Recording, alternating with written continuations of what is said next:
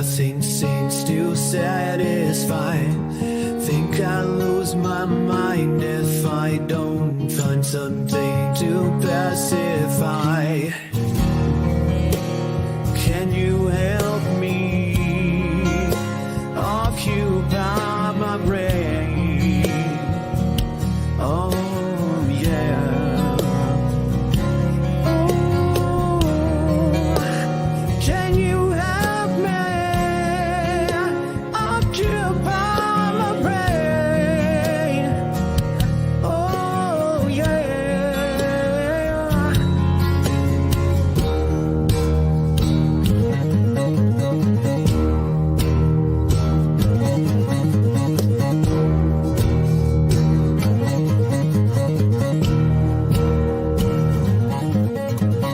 I need someone to show me the things in life that I can find. I can see the things that make true happiness. I must be blind.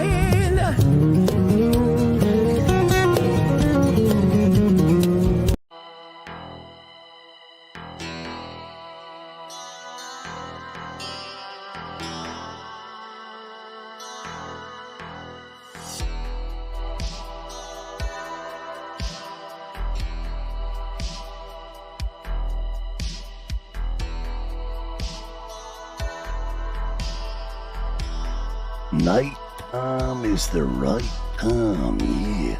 That's what I'm saying. Hi.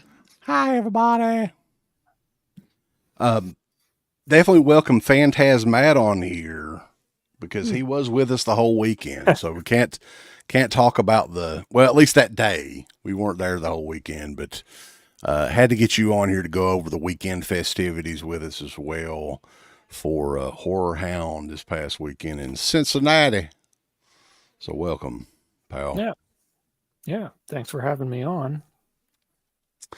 No problem. A lot of people were kind of hyped up about this show.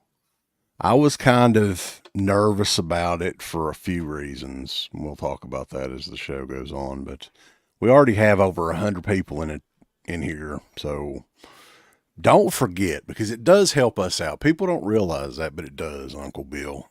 Thumbs the video up. Pretend you're Hacksaw Jim Duggan and say, "Oh, tough guy." Matt don't know who Hacksaw Jim Duggan is, buddy, so respond to me. Jim Duggan or Dugan? Duggan. Okay. Yeah, I don't know. Dugan would be killing them. So this is probably like a recollection of one of the most epic moments in Dead Pit history, though, really, if you think about it. Because, first of all, for the fact this is our first show together in, what was it, 13 years? Nah, I think 10 years? It's been over 10 years. I'm thinking, if I'm not mistaken, the last show that you and I attended together, and I was trying to recollect this. I think you were at this show. It was at Scarefest 2013. I think that was the last show. I thought it was HorrorHound, but I think HorrorHound was like a week earlier. So we did HorrorHound and Scarefest in 2013. Yeah. And I think that was it. Like, I don't think, from what I can recall, together, because you and I both went to Scarefest a couple of years later, but it was on separate days because I had press passes and we traded them off and everything. I remember that. That was killer. I do remember that part. Yeah. Because we just we found each other, just traded off the passes. There was one year I went to Scarefest and some dude would just walked out and was like, "Hey, do y'all need a bunch of passes?" And I was like, "Yeah, sure." And that's just the weirdest thing. He just gave us a bunch of passes for free. But yeah, I think it's been at least 10 or 11 years. There's no way it hasn't. Mm-hmm. I mean, I go to shows all the time still, but it's just Scarefest. It's just Kentucky shows. I haven't been out of Kentucky for a show in at least that amount of time. Yeah. I feel that almost everybody that's halfway into horror goes to Scarefest in Kentucky. It seems like. I mean, Sarah's even looking at the guest list already at Scarefest. I don't know why, but she's like, was there anybody going to be at that one that I know? And I'm like, probably not. But go ahead. Look. It'd be difficult. They've got a lot of people at that show, though, man. I was looking the other day. But it's just like the same people over and over again. I think there's a Fright Night reunion. Like, that's the big thing. And they've got basically everybody from Fright Night. And just all the usual people. The vendors at Scarefest suck usually, though, right? They're Isn't okay. that the case? They're not nearly as good as they were at HorrorHound. We'll talk about that. But, like, yeah. It wasn't anywhere. It wasn't anywhere that good. The vendors have always sucked at Scarefest. Like, I mean, from back in the day, because I know, like, we used to go every year, and I always felt that the Scarefest vendors were not very good for some reason. I mean, they're okay, but it's like the same. Like, you got a bunch of poster dealers that don't really have that many posters, and they're all really expensive. You've got a bunch of shirt people, which are like $30 a piece. And then you've got like the people that make homemade stuff, like cookies and cakes, baby. Just, yeah. And there's not really like, people don't show up like Vinegar Syndrome or anything like that. You know what I mean? Like, those kind of people don't show up. One thing, and we'll talk about the convention here in detail. And Matt, you go to more of these shows than I think either one of us. You hit them up almost every other weekend. It seems like you're going to one because I think you're closer to a bunch more than we are. No, you know what? No, I don't actually go to that many, to be honest with you. Yeah, I mean, I'm close to Monroeville, so I'll go to that Living Dead weekend whenever not every time. You know, I don't go to them just to go. Like, if somebody is there that I really want to meet, like, we have Steel City Con in Pittsburgh, and that is much more of a pop culture convention. Like, I almost never get anything on the vendor floor there. It's a lot of comic, pop culture. They have some horror stuff, but it just all depends. You know, I'll go if there's enough of a interest, but average once or twice a year, maybe twice, maybe 3 times. Okay. It just depends, but yeah, yeah. But we'll get into the whole weekend from beginning to end. But let's go through the chat first, because we've already got like over 140 some people in here already. So that's pretty cool. Don't forget to thumbs up this video, boys. Help the Dead Pit out. Vanderhoff 666 says he's ready. We got the Prince Tomato. You say tomato, whatever. Grande's Graveyard, Super Batman Nerd. Bog Zombie. Yeah, people. I'm glad people heard that, because I did mean to do that. What happened to Matt? Matt dropped off the face of the earth. I was hoping to. He's back. He's back. I had him on there. Your shit's going out. My monitor went out. Everything's fucking up at one time. Yeah. Welcome to Dead Pit Radio. Hopefully it'll come back. It's got one more show in it maybe. Getting hopefully a new monitor by the weekend. But Crash. I don't know how long you said that. I wish you'd shut the fuck up. You ain't never getting a new monitor. It's my birthday, man. It's the only thing that I really need, so hopefully I'll get one. No, I don't think we did say that, Crash. I'm sorry. Well, we got to get into all that, man. When we get into it. What? You're not getting anything. Why? You said I could get a TV. What have I done? What have I done now? Yarno is in here, man. He's from like all the way over. What is he in Germany? Sure. No, it's Finland, I think. I think he's Finnish. Welcome, sir. I don't know what time it is over there. Yeah, that's what I said, boss. It's time you ate a piece of humble pie, boy. That'd be awesome to say to him. Goblin King 7883, Rambo Raft for Life. This is a good one. The dream has been realized. The dragon has been slain. The pit has met the Roth. Or the Roth has met the pit. What an interesting, yeah. I think honestly, in some ways, that we should just quit. I think it's like we've come full circle now, right? So it's like this should just be the end. Like Uncle Bill loves Black Peter. He's in the house. What's up, dude? I'm a huge fan of Black Peter. Yeah, so Jake the Movie Geek, Blissful's in here, boys. Now, she's a hardcore Dana supporter. She's switching sides for tonight. Well, Dana ain't streaming tonight because Dana's got the shits, the sugar shits or something. I don't know. She's sick. Dana got on there. I apologize, everybody. I've shit all over the place tonight. I'm not going to be able to do this stream. That may be the best thing ever if she ever did that, though. Might as well. I mean, hell, they're all about TMI, you know. White Peter. Josterdom 75. Ooh, Rob Scott is in the house. He's staying up late on a work night. How's it going, man? Little Dumplings Books is in here, too. He brings up a good point, though, that I was going to bring up, too, but I don't think you probably want Texas. brought up. What? It's only an hour and 43 minutes until your birthday. You're going to probably be on here when your damn birthday hits. Maybe. I don't know. It's the monitor's not helping matters none. I'm still on here. I can't see you. It's looking good, though. Flash on off like you're in a fucking disco or something. Let's play some techno. Yeah. Come on, monitor. Yeah, there we go. Oh, the shit that we do on this show. We do have a super chat from our good friend Michael Rashpal. He's Canadian. He's sending $6.99 Canadian. Crazy that next year it'll be 20 years since I've been following Dead Pit. I really appreciate the entertainment over the years. Not as crazy as it is to me. Yeah. We've been doing this quite a while. Stuntman Mark.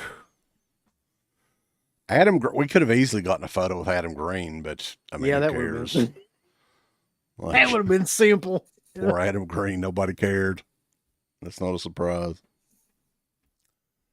I'm always hurting somebody's feelings, Kathy. I apologize. I don't know what I've done, but you really are. You need a new gimmick, like I don't know, like the Rainmaker, where you make people cry or something. Feelings destroyer. Mr. Pain. There's got to be something. I don't know what I've done, but I'm always making somebody mad.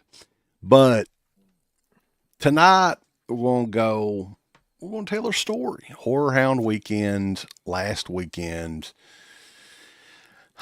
And I'm saying now, as far as going to a convention to meet somebody, get an autograph or something, this was one that I never, ever thought at all. Like, I don't even know if I had heard people request Eli Roth do conventions. But this was, I mean, it surprised me. I didn't think that he would ever do a horror convention that was, at least not in LA area, or, you know, something to be convenient for him to do. What about you guys? You surprised Eli Roth finally did a show?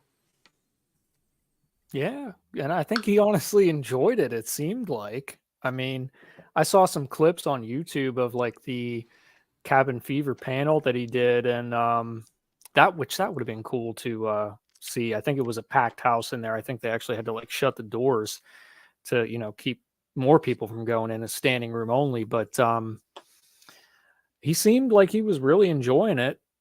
So I'm sure it's not going to be the last time you'll see him doing this. Well, I don't know why he never did it really before. I don't know if, you know, if that was his decision, if people just kept him away from it. But, you know, it makes sense to me now because he was promoting, you know, all of his crazy shit that he's doing and that Thanksgiving Blu-ray or whatever that would just come out. And then I'm sure he's doing, you know, a Ghost Fuck My Sister 2 or whatever. Electric Boogaloo. Whatever Lifetime show he's got now. So he had a lot of stuff to promote by being there too. Plus he's doing Thanksgiving 2. And like, I mean, and he's doing these shows all over the place. Like he's well, I think he's signed for 3. He's got one more. I think it's in Texas.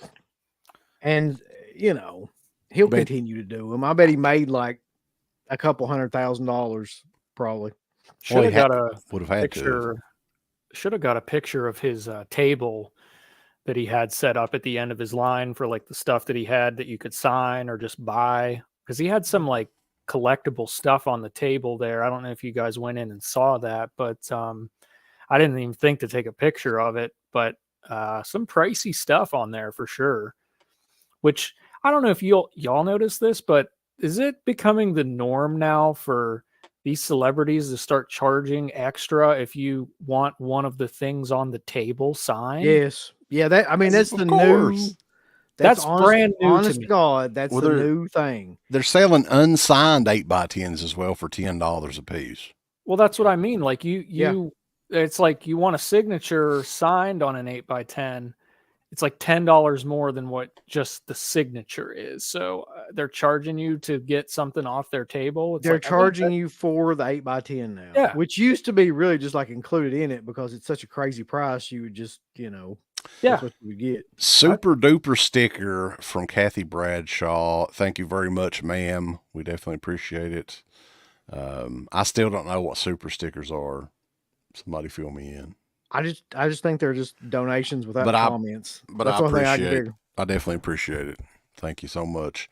So the travel for you, Matt, like how far were you from? I know you mentioned it to me, but I can't recall.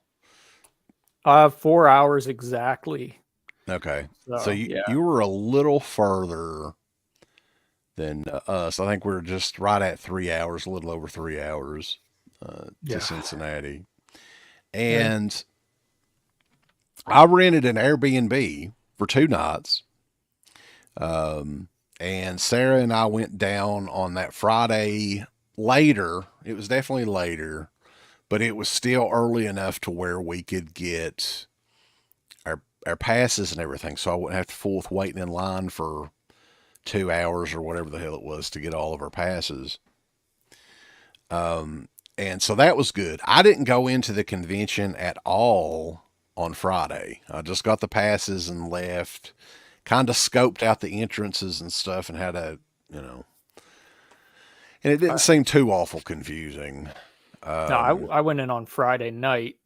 I didn't go to the vendor area, but I was in there for the Henry Rollins show on Friday night, which was very cool. I will say that. I had no idea that he had done it in the past once or twice at HorrorHound.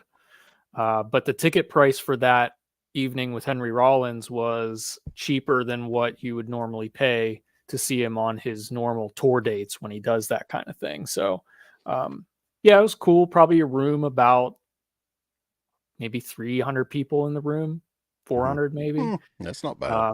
It was really cool. He talked for about 75 minutes or so, and that guy talks about 1,000,000 miles a minute. I don't know if you've ever heard him do his storytelling, but he is just nonstop the entire time, stands in one spot on the stage and doesn't move and just rips all these stories out. And he told some cool horror related stories from his childhood and horror movie, seeing The Exorcist for the first time as a kid and things like that.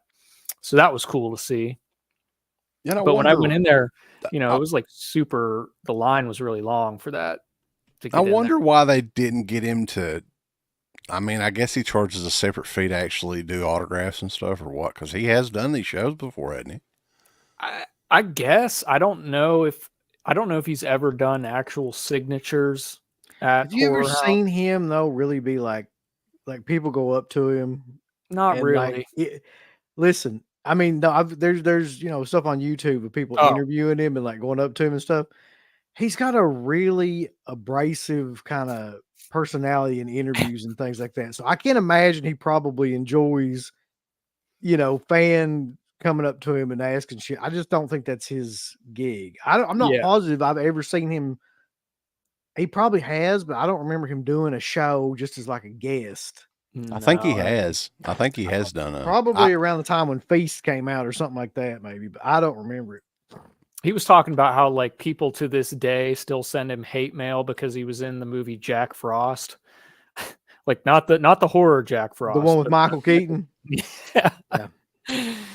I didn't didn't remember that he was in that. But I mean, he's like one of the only guys I've ever, you know, that guy Nardwar that does all the celebrity interviews. He's one of the only guys I've ever seen get genuinely pissed off at that guy and like cut the interview short. And there's another interview he did with like a 16-year-old kid when he was in Black Flag, where he basically just like berates him. That's a legendary interview. Yeah, it's just not. I don't think that's his thing. No, I don't think he enjoys it. But you know, it was as a performer, he's great. Yeah, yeah, it was very spoken word is great.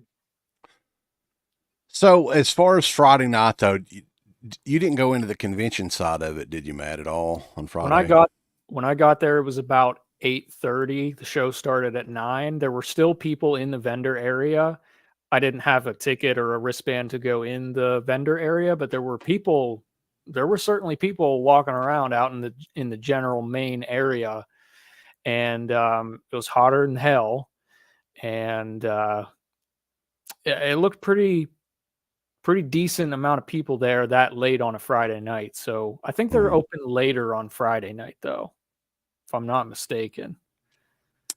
So the Airbnb, which Uncle Bill was concerned about. This is killer.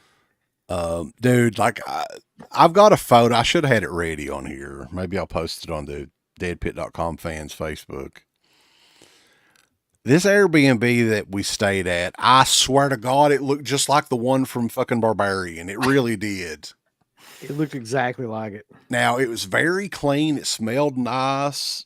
The linens and all that was clean and everything. It was fine. The bed sucked. It was like laying on a slab of concrete. Beds were awful.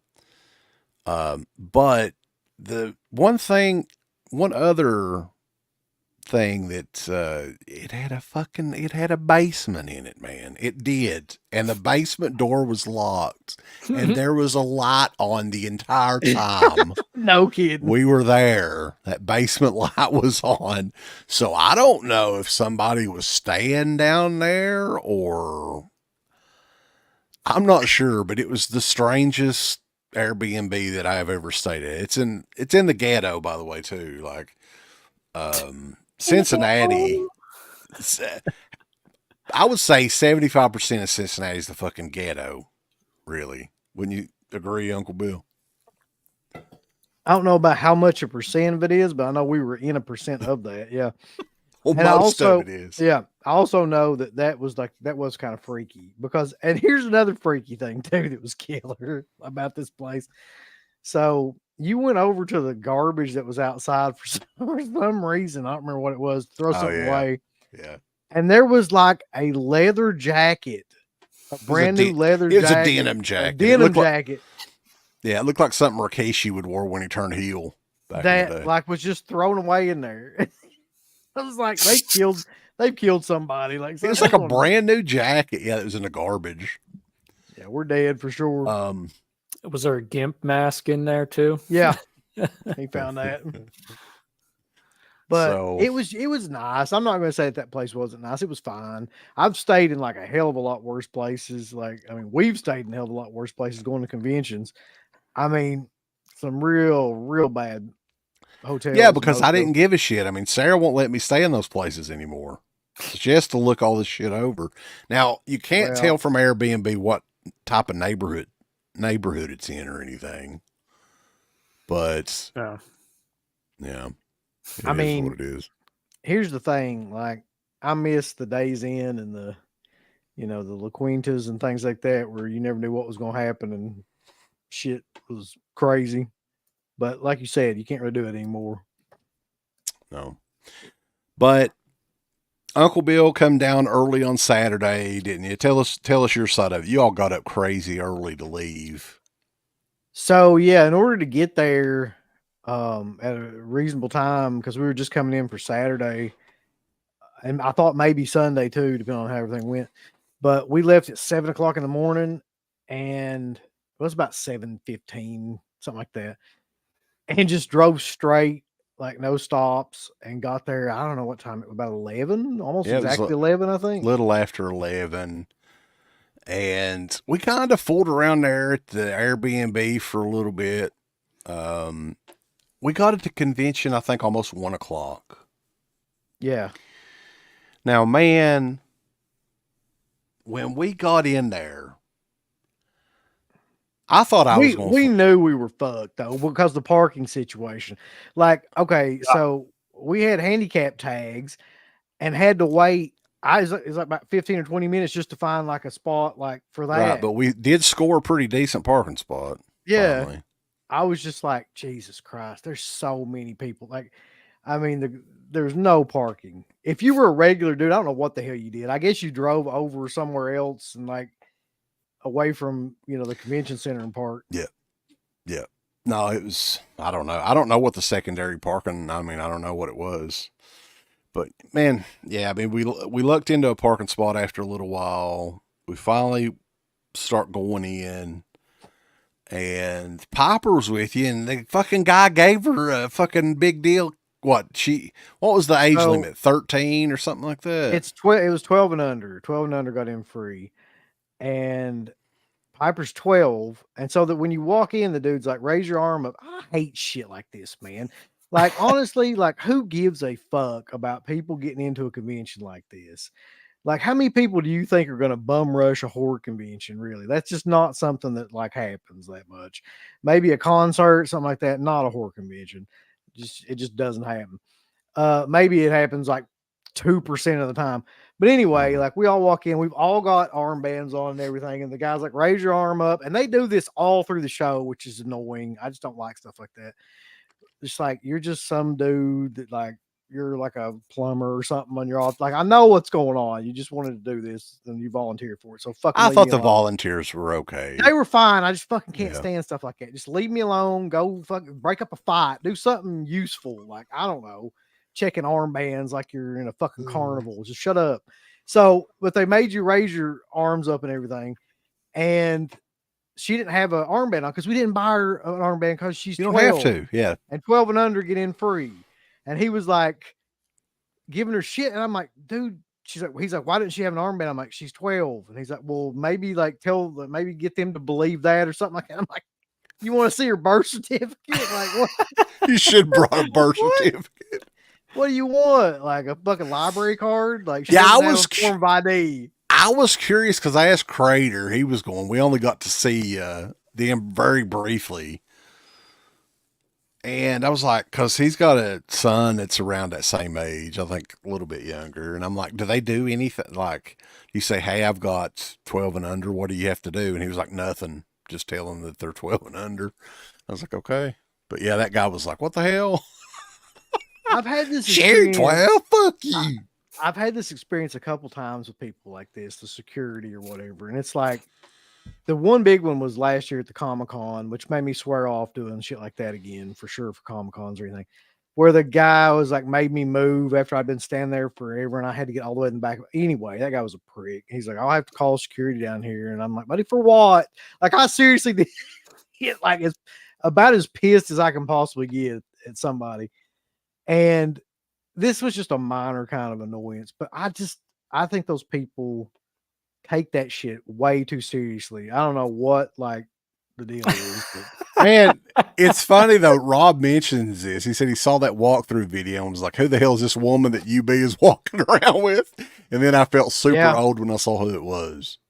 Yeah, she is almost as tall as you already, right? She's like close. Her mom is 5'10", 5'11", so I'm assuming that she'll probably be taller than me, like in the very near future. Yeah. So yeah, I think Garrett was kind of confused by that too. He was like, "Oh, who's that woman that's hooking up with?" He didn't know if that's Savannah or who it was. I was like, "No, that was." Well, there's the thing where me and Savannah and Piper are all walking together and everything. I mean, yeah, I think Piper looks young, but apparently not. Like, apparently she doesn't look 12. I don't know. I mean, hell. So we get in there, man, and like almost immediately the smell hits. Like and the crowd, like it's I didn't smell a lot except weed, and like really good weed too. Cat piss. I smell cat piss. Yeah, you must have walked in at the wrong time because I didn't smell as much BO that I normally tend to smell at conventions like that. Like there's times where I remember standing in line for Nev Campbell when I went to HorrorHound a few years back. And like, it sucks when you get stuck in a line and it's that snake line. And like, you're like that. And the person in front of you I remember there's just people, you just can't stand near them because it's like, it just activates your fight or flight response. Your fight or flight response. You start beating the shit out of them. I didn't smell that much crap this time, but there were I didn't either. Like there was a couple just briefly like walking by people or whatever. Yeah. But I did smell a ton of weed. Like, and I was just like, damn, man, like I don't know, it just made me nostalgic. Like I don't do that stuff anymore, and it's been a long time since I did it, but like it was like potent. It was, the smell was like they were smoking it in the damn convention center, which they might have been, but like they probably were. It was, they had to have been. It was pretty strong. Yeah, they got the vapes. But when we first got, inside the vendor hall and everything, man, I really couldn't stand it hardly. I was like, God, I mean, there's too many fucking people in here. But we did go around a couple of aisles and we get separated, of course. And then I end up at the Synapse table. I finally found somebody that I knew, and Sarah and I were chit-chatting with Don May. And then I think that's where I first saw Matt. He was already there. And I was like, oh, I know that guy too. And then Uncle Bill, you kind of come in a little bit later on. And that's where everybody kind of got back together, I think. And then I guess we kind of stuck together the whole day after that. Mm-hmm. Pretty much. Yeah. We, that's where we met up, was at the Severin table. I had already, when I saw you for the first time, you guys, I had already done I was kind of taking my time over on the right-hand side where the Synapse table was, Severin and all that. And I hadn't even looked at any of the whole rest of the aisles to the left and where the celebs were yet. But it was crowded, man. It was definitely crowded. I think it was more crowded, honestly, when I went for the Scream year, whatever year that was, 2021, 22. Mm-hmm. So this one was crowded, but I didn't have too many run-ins with people on the vendor floor like you tend to do sometimes when there's a lot of people around, people getting in your way and like just not being polite, you know what I mean?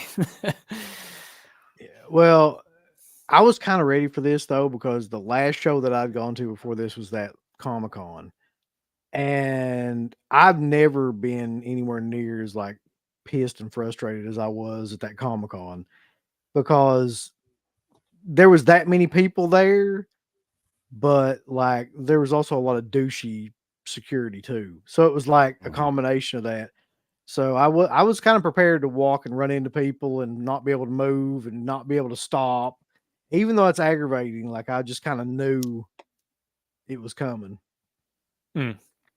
But I do remember walking up and seeing Don May and you, and that was it was a good thing for a couple different reasons. Number one, to see Don May there. Like I didn't know for sure if he'd be there. He's had a lot of health problems. Like I was glad to see him there. And another thing about Don May,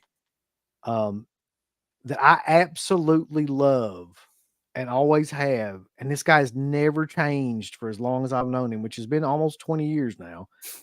He never doesn't say exactly what he's thinking. Like he just, we're asking him questions about like trick or treat and stuff like that, and he just fucking tells you the exact truth about what's going on. And we did receive a scoop of swords, but I think it's more fun to hold it over Slippy's head and just aggravate the fuck out of him. We can't talk about that because they told us. I ain't going to talk about it. But what's most fun about it is aggravating his ass that he knows that we know. I know, that is great. Yeah. So there's a couple of things, but yeah. But just to let everybody know, because I knew people would probably ask us this if we ask about trick or treat, because Slippy was there and Don May was there, and we did. ask about Trick or Treat and like when it's going to be out, and nobody has any idea. So one thing that we did confirm, and I did suspect this too, is that it is all Sleepy's fault that it's late. It's not. That actually was confirmed. Yes, that was confirmed. he is the reason it's late. So don't blame Synapse. Don't blame Jerry or Dawn or any of those guys. It's Sleepy. It's his fault. I swear to God, I'm sitting here. When I was asking Dom about it, he goes, "Well, my part's done." That's what he said. He was like, he just said it exactly like that. I'm like, yep. He did. Right. I can verify that. He said that. John Public, it's interesting because I knew we were going to talk about this too. Yeah, he said, did you notice more normies at the horror con than previous years? People saying stuff like, The Exorcist Believer is the best horror movie I've ever seen. No, it wasn't normies. It was a whole different crowd, man. Me and you commented on this. Things have changed quite a bit since we went to conventions a lot, I think. Body odor is one of the only things that hasn't changed. That stayed the same. But like, in terms of the type of people that are there now, it's like there's a whole mixture. It's a lot of some furries. It's some cosplay people, a lot of like strippers, or people like just dressed like strippers. There's the obligatory chunky girls in the goth outfits with tattoos all over their tits. They've always been at these shows. Yeah, fishnets. Saw a couple fishnets. It's like a Comic-Con now. Like the crowd looked like a Comic-Con now with like maybe a few more black t-shirts. That's how I would describe it, really. Yeah. Yeah, you always see the classic horror fans there with, the like stuff we wear, like the horror movie t-shirts and the deep cuts and the, stuff that's not like just Halloween or Michael Myers or whatever. And then you get a lot of the people dressed up as Michael Myers and all that. But you do see a couple, once in a while, you'll get surprised and you'll see a cool cosplay or something that like I posted on the Discord that somebody dressed up as that that dude from Tourist Trap. Oh, like I saw that picture, which was awesome. Yeah, it looks funny, but I was like, Tourist Trap cosplay? That's insane. Like, you would never think to see. A lot of people were posting pics of the John Wick. That had nothing to do with horror, but it was probably the best one that I saw. Like, while I was there, it was really good. Yeah. Somebody posted another one too where interview with him.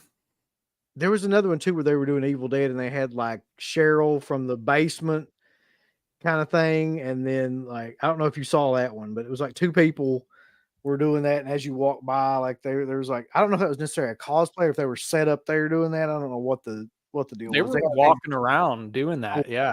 System. Yeah. Yeah. They had like a fake, like a basement thing, like a big box basically, and she would like crawl out of it and take pictures with people and stuff. It was really cool. It was badass. Yeah. I got to give them credit. And the makeup was spot on too. Like that's what impressed me really. So talking about the convention a little bit though, as far as the setup and how they had everything laid out, what do you guys think of that? Do you think they could have done anything better there, or was it laid out pretty good? There's nothing they could do. I don't think it just had so many people. Like, I don't think you could lay it out any better. They used like all the room they had, but like there's just so many people that it didn't matter how it was laid out. You were going to run into people. Yeah. We're getting questions about Eli Roth already. Boys, we got to build this up. Yeah, it's fine. This was the culmination, right? This is the reason that we went, really. Well, the only other reason, like as we were walking around and stuff, was to talk to Slippy and Dawn May, and we did that, which was fucking hilarious to me. And then to find the vendor tables. That's really what I wanted to do, was to find like the main, because there's every vendor you could imagine was at the show. And we found, as far as I know, we all found Severin. We're going to talk about these probably. We all found Severin, Vinegar Syndrome, Synapse, Unearthed, was Massacre, Chroma. Terror Vision was there, but I don't ever remember their table. Did you guys remember it? It was next to Troma's, yeah. Oh, okay. Scare Flare Records. Scare Flare Records is there. A lot of almost all the T-shirt companies that you see popping up on Instagram: Fright Rags, Terror Threads, Pallbearer Press, couple others I'm blanking on the names of, but you know, these halftone horror, they were set up in the back. I will say this: I think as far as vendors go, they had like the best array of vendors and different sort of things that you could ask for at a horror convention. Really, I couldn't think of anybody else that wasn't there that should have been there. Now, I want to talk about Brad from TerrorVision was not there, as far as I could tell. No, I think who's the guy? What's his name? I don't know. The guy that runs TerrorVision. I think he was there, but I don't know their names. So the very first thing I did, by the way, speaking of this conversation in the chat, the very first thing was I found Severin after we went to Synapse, right? And the only thing I wanted to do was find 4 flies and take a picture with it. But by that time, it had already sold out. Like by the time I found the table, like it had sold out. Yeah, and Cemetery Man was already sold out too, I think, right? That would have been one of the other ones that I probably would have maybe got. Because Severin is one of, I think, the only company of the boutique labels that had any kind of deal going on with their titles. The rest of them were pretty much what they are on the website, which is shitty, man. Like, what the hell? I mean, you're at a convention, you want to move some titles. Yeah. I understand. The people that go to these conventions are there to blow a shit ton of money. There's no doubt, because you've got Kane Hodder signing autographs for $80 a piece. I just can't fathom that at all. I don't understand that. 80, and a lot of them were 60 to 80. You know, Juliette Lewis was like $100 or something like that. You know, that's one person I didn't see at all. I don't remember seeing her at all at that show. Like, I didn't really look for, I mean, she's probably one of those people that blends in quite a bit. I guess. Yeah. Short girl. I don't think I saw her either. Nor did I hear anybody talk about her really. So that's weird. Yeah. So the way that they had the celebrities set up and everything, they were all pretty much together. Like they had 2 separate areas for celebrities. They had the upstairs area, which I thought that was kind of weird. It was, because that seemed to be like I hate to say it this way, but that seemed to be like the upper echelon of the celebrities. Like they put, like Eli Roth and, you know, Mick Foley and, you know, the Raimi brothers, all those people were in this one room. And that guy from Halloween Ends was in there with them. Yeah, which was odd, but I guess they considered him a big dude. And he had Rohan. He sounds like somebody from fucking Lord of the Rings or something. And then in the actual area where all the vendors and shit were, like off to the side, they had all the rest of the celebrities, which I feel like that's kind of shitty, man. You kind of like you can't fit everybody in that big room. Wrangling them off. I would have put like all of the celebrities in one area though. Like to me, that's kind of confusing.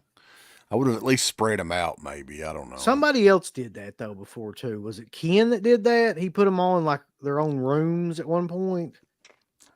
Well, I remember as far as I know, they always use that big room all the way down to the far right for the really big names like the Scream people.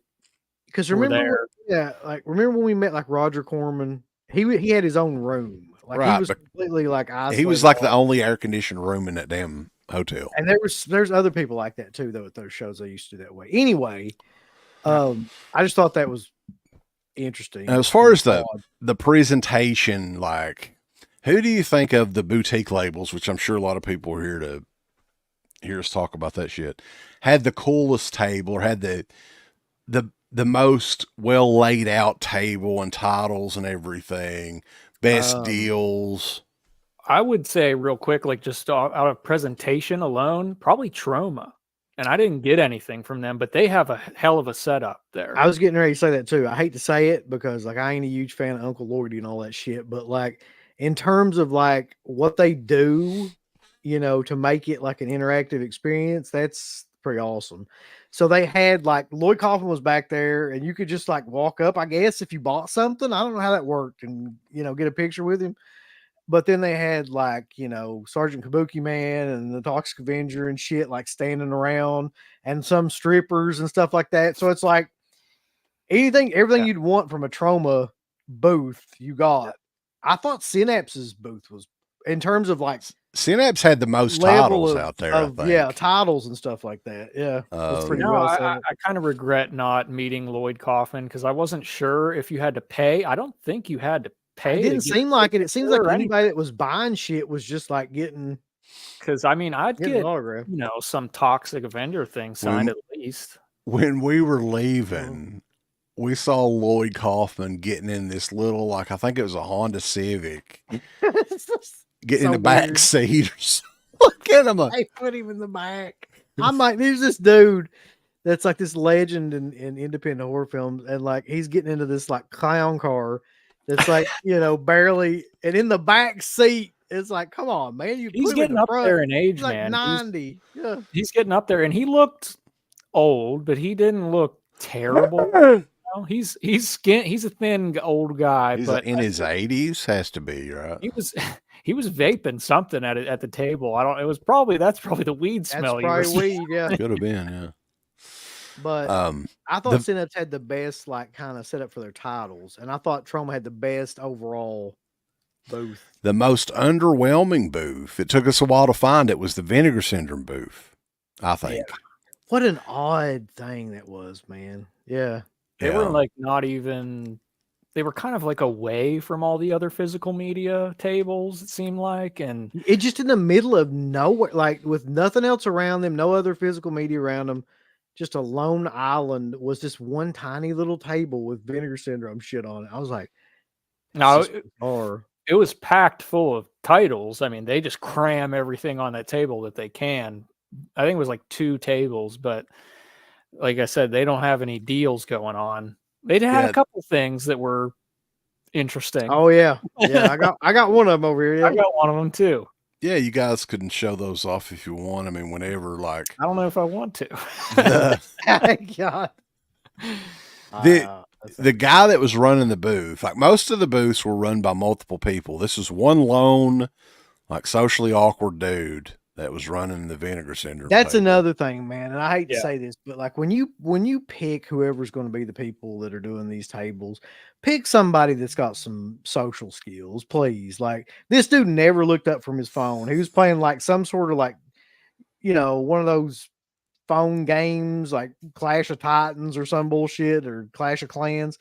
And he's like looking at it the whole time. And then even when I'm asking him questions and handing him like titles, he's like, still looking at it, and then he does his calculations and tells me how much it is, and it's like, come on, like I stopped back in on Sunday real quick to go back to their table, and he wasn't even there, and there was just like a crap ton of people looking at stuff at their table, and he was just gone for at least 10 minutes, at least 10. I feel like that dude was, and I was like, I could just take a title off the table and I don't think he would have cared at all. I don't think he knew where he was, to be honest.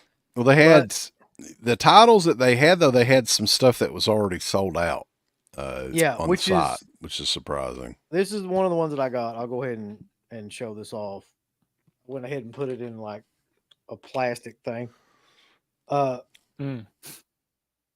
So they had this for $40, which is actually cheaper than it was on the site before it sold out. It was $42, I think, before it sold out. $2 discount, bulls. I was like, shit on it, man. Like this has been out of print forever. Like I'm gonna go ahead and buy it.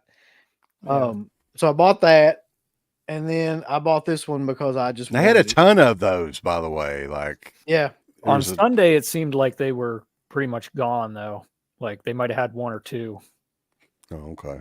But I guess people caught on. They were there was some stuff that they had already sold out of though by the time I think we asked about Red Rock West, and that guy's like, nope, sold out, no. And how'd he go again? Like it's sold out. He really was like that. It was really weird. Like I mean, I don't know who the guy was. I don't know what his deal was, but Orbit DVD is going to be at Living Dead weekend in Monroeville. Cool. So that's cool. That's cool. Yeah.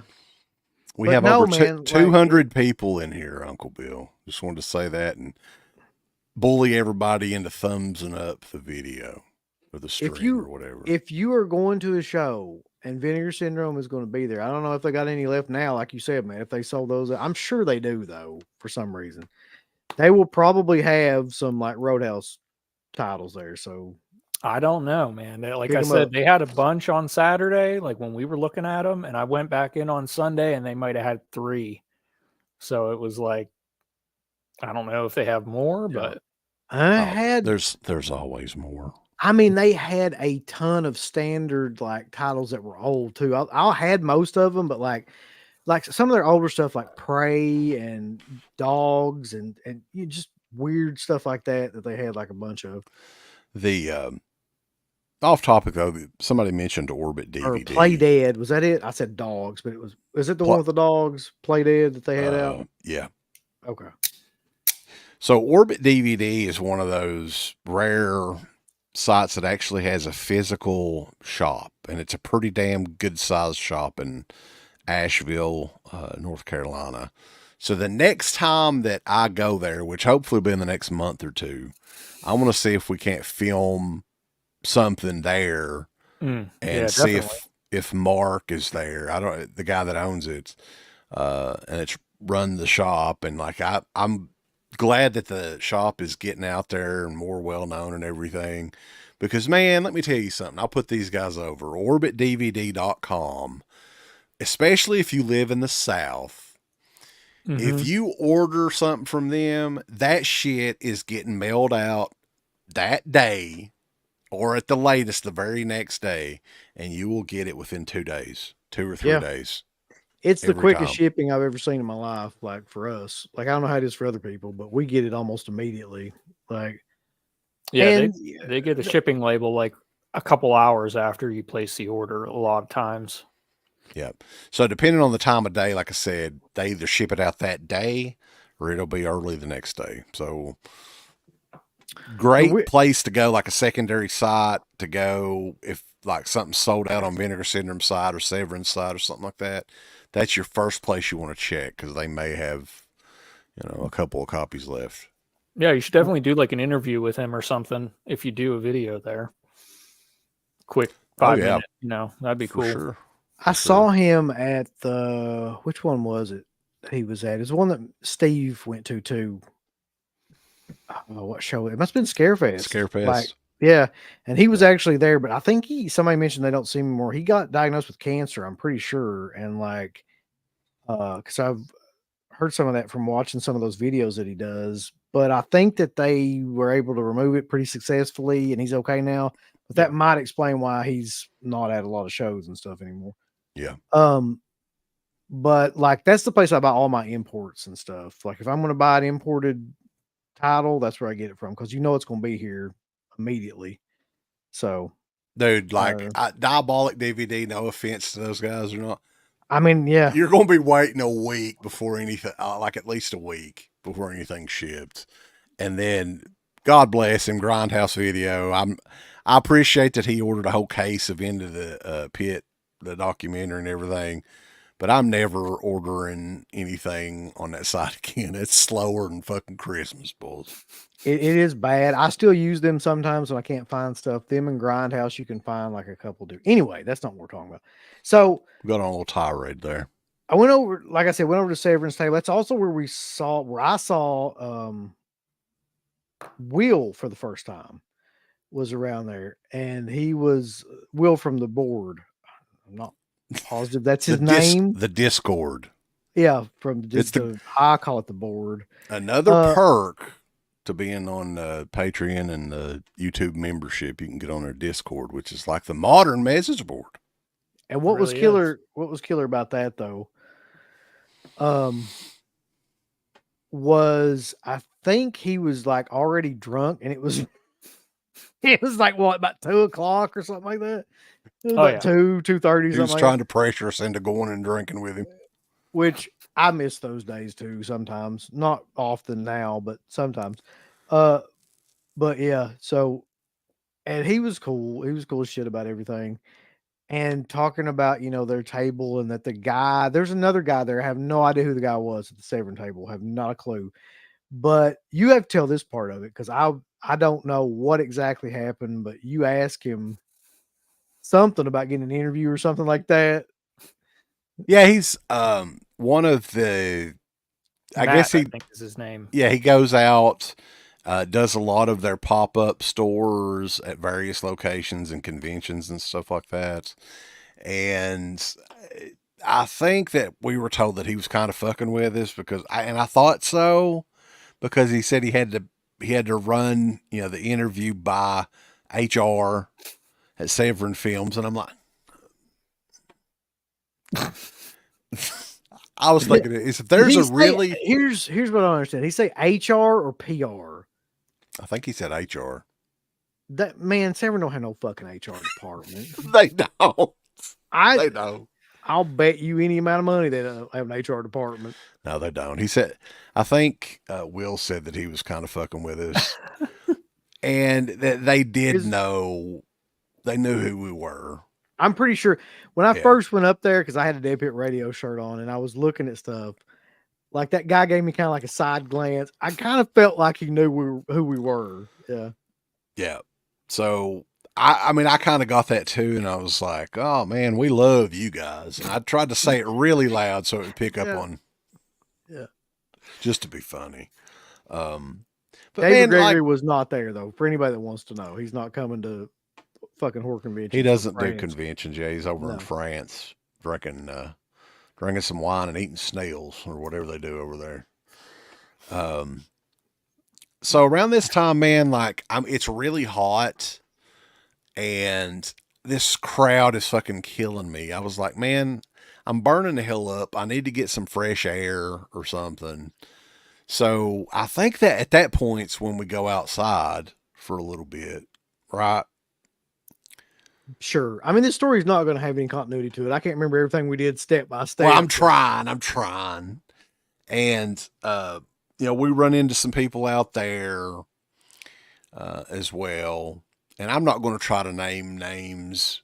I'm bad with that. But yeah, we given some, I don't know if I've got that over. No, I don't have it.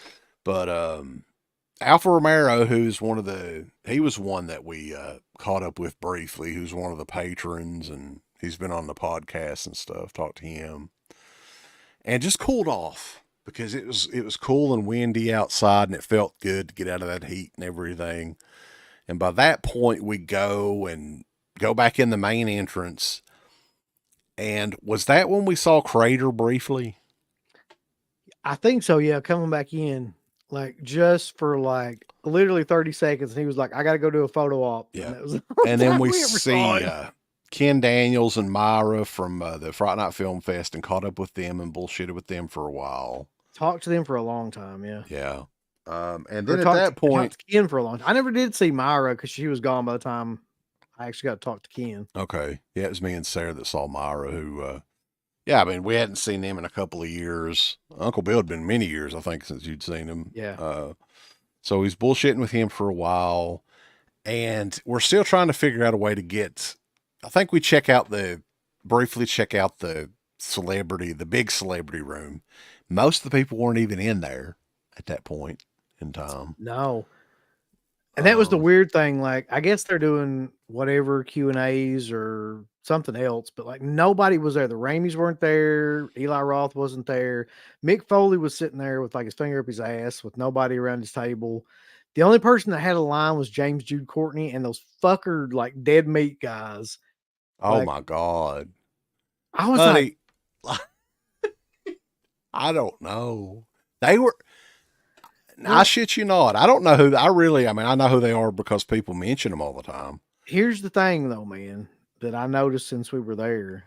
Like, there's a lot of people in their 20s and stuff that were there. And they got no earthly idea anything about DEADPIT, but they know shit like that. You know what I mean? Like, that's their DEADPIT. Like, they think that's that started it all. Is that show or whatever. Electric Entertainment Podcast. Yes, we did. And we talked to him there as well for a little bit. We got some of his cards and stuff. Yeah, I got one right here. Yeah, so check out that podcast after you listen to this, of course. The food court, we hung out there for a while, and I loved the food court just because it was a little, it was a little less crowded, and we got to sit down for a while. Have a couple burrs. So we hung out. Here. Matt, man, you're a young man though, so maybe it wouldn't do your stomach like it would do mine. You got a big chili cheese dog of some sort, right? Wasn't that what you got? It was like a hot dog with I don't know if it had pulled pork on it too or something. It had all types of shit on it. It was called the Texas Chainsaw. Yeah. It was good though, man. That was like some home cooked, like that table where they were cooking all that stuff. It was not like your typical cheapo convention center food. It was like home cooked. Right. They had like soup beans and kraut and shit. Like, what the fuck? There's some weird like meals. And they had like a smoothie. This is the part that I was like, what the fuck? They had like a smoothie stand. The smoothies were like $13. And I was, Jesus Christ. Yeah, all this shit was high. Bottled water was $4. Savannah and Piper had to get a fucking smoothie that was like $13. That brewery right across the street from the convention center, they always do like limited special brews for HorrorHound. At least they did it last time, and it was this time too. They had 3 craft beers to pick from, and I got the Blair Witch one, and it was like a marshmallows and graham cracker kind of pale ale. It was really good. I wish I would have tried the other 2, but yeah, those are always there if you like craft beer. I tell you what it reminded me of, though, that whole area, now that I see it reminded me of like being at prom. Like they had like all bunch of round tables with like black, things covering some of them and some of them not. And like, the vibe was very odd, like a very prom-esque kind of. And then this furry walked up to us and was like grabbing our hands and putting our hands in her hands and then just walking away. And it got over to Sarah, yeah. I can't even say it. It got over to Sarah and she was like, "No, I told you no already." This little kid just walked away. Okay. Yeah. That was so killer. I was like, what in the hell is this thing doing? Because she just took your hand in her hand and like rubbed it. And it's probably some 40-year-old dude in that mask or something. Just that was his thing. I think it was like a kid. I think it was like a 13-year-old kid or something. You don't know. It could be like, yeah. So smaller person, let's say. We kind of stayed down there until it was close to the time we get in line for Eli Roth. They let you get in line like a half an hour or so ahead of time. We ended up, because we would always run into people on the way there and everything, we ended up getting in line maybe 5 minutes early to this photo op thing. And man, this was like the way that they had it set up, which I don't know any better way to do it, I don't guess.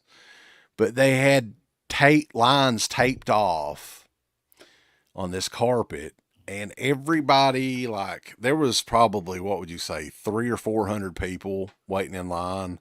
All I know is that when we got in that line, I was like, we are never getting the fuck out of here. Like, there were so many people. That's what it looked like. Yeah. I was like, this is going to take hours. I literally thought we'd be there for hours. But this is how they do this. And they didn't used to do this, by the way. I've only ever had one other photo op, and that was Jamie Lee Curtis. And in the Jamie Lee Curtis photo op, you actually like got a little bit of interaction with her. Because we talked to her for a little bit. That's when she was talking about how weird it was about what we were doing and everything and all that shit. She thought it was like a college frat prank or something like that. We got a chance to really like talk to her. In this, they literally ran you in there and like said, what were they saying? Like, go, or like something like that, like ready, and then and somebody was standing directly in front of you that was like, come on, like that. Hurry, dummy. Get in here. So hurry. You walk in, somebody says ready, and then there's somebody like, get out of the way, like that. So we had what approximates to, I would say, 2 minutes, a minute, maybe, to do anything or say anything. Yeah. So, I mean, the way it worked is, it was all Eli Roth people, all these lined up right together, and they would shoot them in a line at a time. And man, they were very efficient with the time. I'll give them credit. Like, to get as much done as possible in this period of time and getting those pictures printed out quickly, getting everybody out of there quickly. I was like very impressed with how they got all that done. Now, this is a way different situation from the first photo op that we had. Of course, that was several years earlier. But yeah, you remember we were waiting around for fucking hell and ever to get that printed off Jamie Lee Curtis photo, which Crater I think still has. I don't think we ever did get that. Did we get it, Crater? I don't remember. But we get up there, and I'm thinking, dude, this is so fast, we're not going to be able to fucking say anything to him. Like, I mean, it's just like, bada boom, bada boom, bada boom. There you go. You're out. It's okay. Before we talk about what actually happened, though, real quick, when we met him, that is, I can understand why they do that, because if not, why they do that quickly. If not, there's no way that you're getting in and out of that fucking line, man, with that many people. And you would be there for hours. If they gave people time to like talk and stuff like that, like there's no way. There's so many people in that. Like I said, he probably on that alone, if he was charging what you say, like $100, he probably made like, I don't know, $50,000 or something. This was like that. one of 3 different sessions too. He did one session each day. Yeah. So I understand it. I get it. It's just, that's not for me. Like, why would, other than what we were doing it for, like, why the fuck would you do that? You just run in there and like, you run out in like 2 seconds. So, but yeah, anyway, go ahead. We go in there. He immediately says, DEADPIT Radio. I'm wearing the shirt. The first thing he says to you, because I don't think he recognized you, but like he saw your hat and he was like, street trash. Oh, he started talking about street trash, right? And I walked in right behind you and I had the shirt on. You didn't have the shirt on. You just had a jersey, but it didn't say, it was the new design that didn't say anything. And so I had the DEADPIT Radio thing. And he goes, it's like it sucked the life out of him or something. He goes, DEADPIT Radio. And then I was like, yeah, man, you remember? He was having flashbacks. Yeah, it was almost like he was having flashbacks. And he was like, oh. And I got right beside of him and I could smell, he fucking smelled like Aqua Velva, by the way. People asked me. Yeah. I think that's what it was. He had smelled like my papaw. And I was like, buddy, we'd like to get you on the show sometime. I mean, we've been trying to get you on. He was like, yeah, we'll work on that.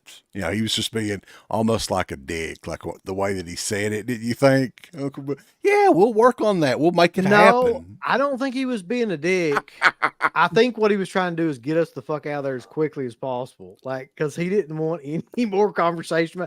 He was like, yeah, we'll set that up or something like that. Yeah. And then fucking the handler dude that was like in front of us, like Johnny Bench or something. Fucking they got the position. Airport. No shit. Like, get moving, motherfuckers. Before I'm not joking about this. Before I even had a chance to process what he was saying back to us, there was a little tiny woman in our face going like, come on, like screaming, come on at us, like, and doing the hand motions and stuff. So I wish we had more exciting stuff to tell you about that, but that was the interaction. Number one, he did know who we were. Number two, I don't think he was thrilled with who we were. Number three, he said he's going to do a show with us, and I'm going to take him up on that. Well, we'll call him. I could call him. I'll be like, we met you, and you said honestly, you should have went to his table because you would have had a couple minutes to talk to him at his table. Well, that line, man, I don't know if I could have done that. Like, it was bad enough standing in that line, but like a line where you actually could talk to him, that would have taken hours. Like, to get through. Yeah, I didn't go back in there and see what his line was like when he's actually there. But yeah, when he was gone to lunch, it wasn't that bad, but it was still probably a little bit of a wait. Yeah, man. When I went in there was almost nobody waiting, and I asked the handler guy up at his table that was selling his 8x10s and whatnot. I was like, "Can you like get in line now and wait for him?" And he's like, "Oh yeah, you can." Like he should be back in about 20, 30 minutes. And that's when I texted you, CK, and was like, "Hey, if you guys are here, you got to get over here now if you're going to get in his signature line, because there ain't nobody there." So that would have been your best bet. So, hey, real quick, I just want to tell you in this chat, I don't give a fuck about dead meat. And I don't give a fuck about this argument y'all are having about dead meat either. That's what I was thinking. I don't know them. I don't want to know them. I ain't never going to watch their shit, and I don't care. So you can take that shit somewhere else. Hey, the thing is that's not our crowd. It's just not. And I don't one way or another give a fuck. Yeah. I've never seen any of their stuff. I mean, I have no opinion. I've heard of them and watched the stuff. I know what type of stuff it is. Hey, it's slickly produced. It looks like something that would be on TV, but that's not for me.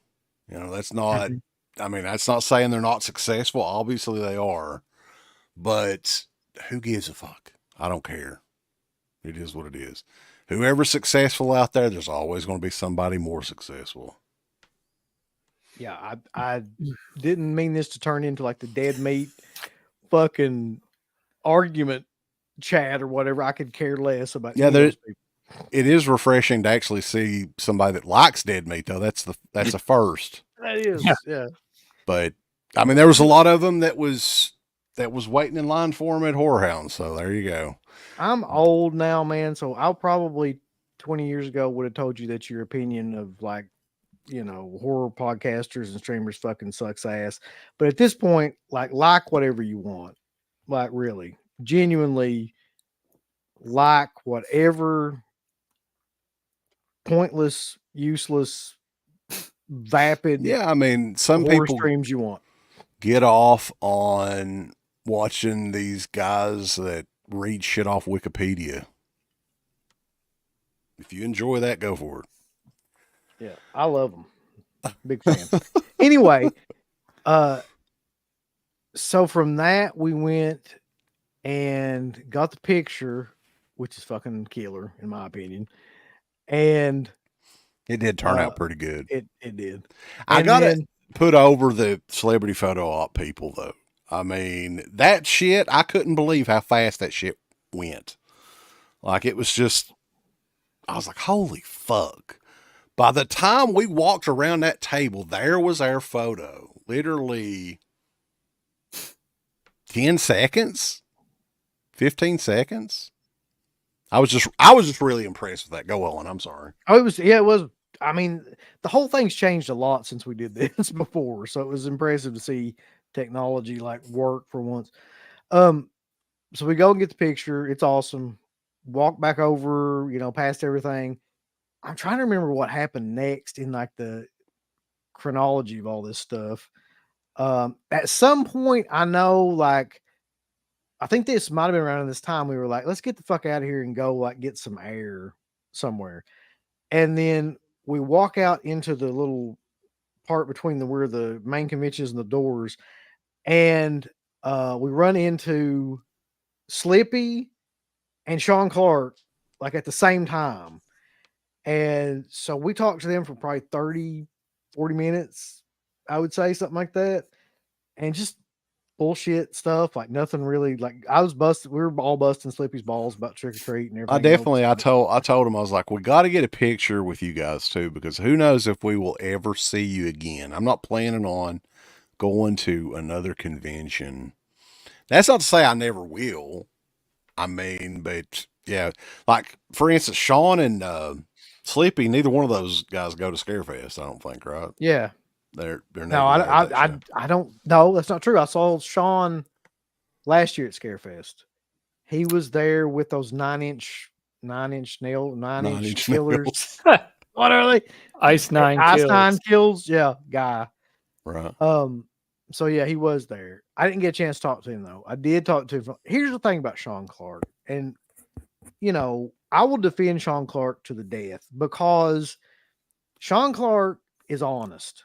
I don't really require much of anything from him. Just be fucking like honest and straightforward and like say what you really mean. And the guy, like, you can say whatever you want to about him. He's got a whole base of fans of people. We were just standing there and 4 or 5 people came up to him and just wanted like a picture or like autograph, something like that. He's a genuine dude. He's no bullshit. He doesn't like mince words. He tells you exactly what he feels about everything. You'll not hear me talk any shit about Sean Clark. I just don't. Well, and he's always been very supportive of us. And back in the day, like a lot of those interviews that we got was because of him. He was hooking us up with contact info for these people and everything. And I've never had an issue with him. I know that like there was some sort of big controversy with something that happened at the H45 show. I don't know about that. I didn't see any of that shit, but he's always been a stand-up dude to us. So I have.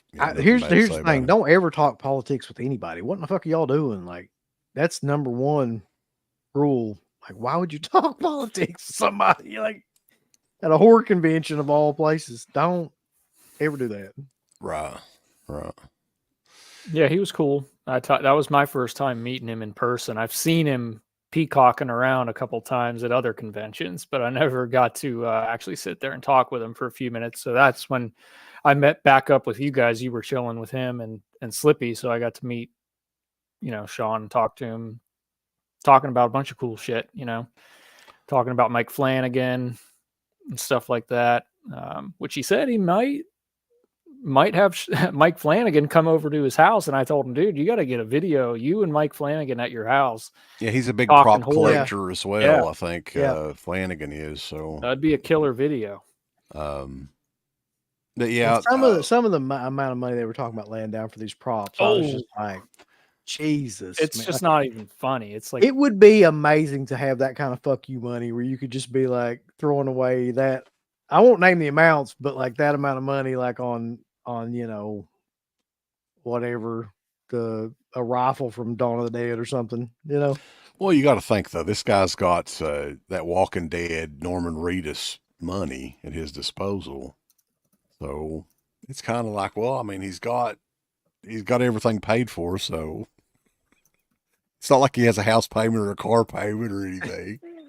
It's amazing. But I was talking to him though too. This is interesting because I'm like, dude, you've got to be running out of room at this point. And he's like, yeah, it's art. I'm out of room. I think he put stuff in storage buildings and garages and shit too. So anybody can run out of room. Yeah. But Sean Clark was cool as hell. Slippy was cool as hell. We were busting his balls, and that we just do that. And Two Scoops. That's his new game. 2 Scoops. Yeah. And, so we did that for a while. Then we went back in, I think.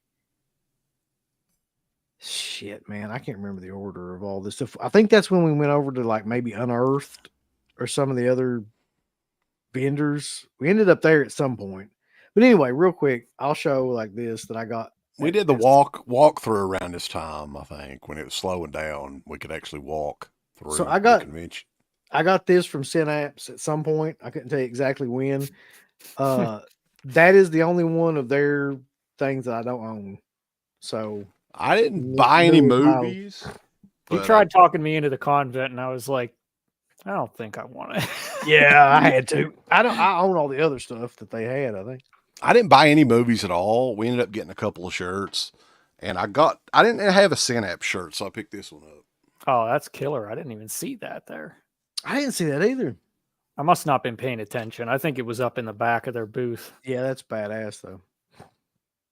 At some point I did go over to Tear Threads. That's where I got this, which is a Tourist Trap shirt. Dude, we got to put Tear Threads prices over as well. Yeah. I was shocked. Had I known that, I probably would have bought more stuff. But Sarah picked out.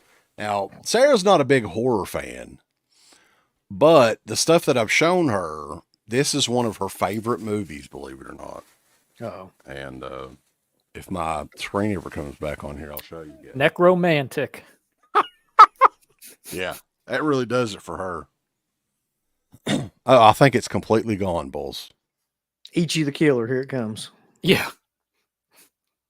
Come on. Come Climax. On. I don't think it's coming back. There we go. It's like the clapper. Clap on, clap on. Yeah. All right, and this one is pretty badass. We watched this. I think we watched all three. Well, the three movies. The Psycho. Look at that. Man, how fucking cool is that? That's a cool shirt. I got a shirt too. What the hell? I'll show it off. This one I had no idea wasn't even like out. This was from Fright Rags. I'm looking at it and I'm going, when did they do that? Turns out it didn't actually officially come out until like just a day or two ago, and they put it on their site, but they had it at the con early. And that's The Exorcist 3. Oh, that's cool. I thought that was a badass shirt too when I saw it. It's great. It's actually really good quality. They're nice soft shirts. Yeah. So I was like, I'm not walking away without that. Here's the weird thing about them, man. They're like the most expensive one online of any of them, but like at this show, they were like $25. So this was Fright Rags, I think. I don't know. Was that Fright Rags? Yeah. I was talking about Terror Threads. Oh, okay. Yeah. This was like 30. Yeah. But I mean, you're not paying shipping or taxes or anything like that. So I bought a ton of shit. I'll just go ahead and tell you from Terror Threads. This one I got for Savannah because she wanted this one. It's the House of 1,000 Corpses, like 3D style. 3D, baseball shirt style. Yeah, I like that. Yeah. One of those companies had some new House of 1,000 Corpses shirts that are really cool too. It might be Fright Rags. I can't recall. As I'm getting ready to do a dance again. Oh. Clap on. Well, here, I'll show off the rest of these shirts while I'm fucking waiting on your shit to come back on. I got this one too because I thought it was killer, so I don't really give a fuck. I'm a mark for this movie. The House of 1,000 Corpses one they had. That may be the one I was thinking of. Which site was that? Fright Rags? No, this is still all this stuff's Terror Threads. Oh, Terror Threads. Okay. And this is probably my favorite other than the tourist trap. The sleepaway camp design that they had. Yeah, that's cool.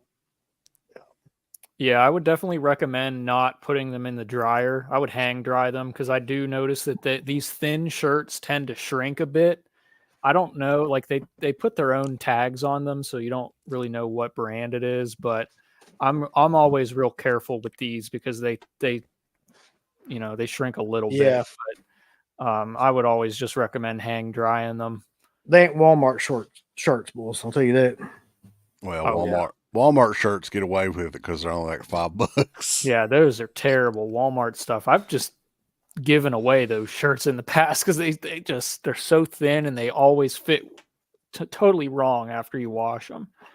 So we've got 220 people in this chat right now and watching this. It's pretty crazy. The convention stuff people like hearing about, Uncle Bill. So it's almost seeming to me like we're going to have to do some more of these conventions just so we can talk about it. Well, let's do one for Living Dead weekend for sure. You got a little while before that one. Oh, he'll definitely do one for that because that's going to be a whole. You should really record a lot of that stuff that you do there. Yeah, I'll probably get that one too. I mean, when you go to Monroeville and all that stuff. Yeah, I think the plan is that we are going to hit up. I'm hoping it'll be around that time of the convention. But yeah, definitely I've heard rumors that, the mall may be closing at some point. And people have been talking about that for years, I guess, but it's inevitable at some point that mall will close. Malls are just fucking like dying off. And I have to visit that mall before it closes. That's my thing.